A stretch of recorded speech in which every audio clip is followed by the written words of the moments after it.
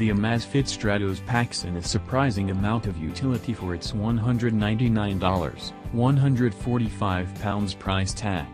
It goes up against some tough competition that has run the fitness watch sector for quite some time, and by and large, it makes it out of the ring with relatively few scratches.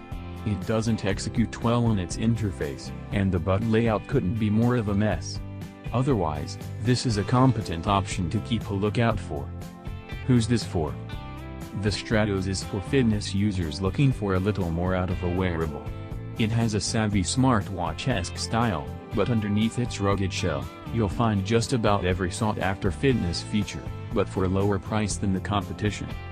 Should you buy it? If money is tight, but your desire to get fit knows no bounds, the Amazfit Stratos will fit the bill. For $199, 145 pounds, it's easy to find a cheaper wearable, but you'll be hard-pressed to find a better value when it comes to fitness features that actually work as they should. Additionally, the Stratos is well worth your cash if you're tied in with Strava and enjoy digging deep into your fitness data.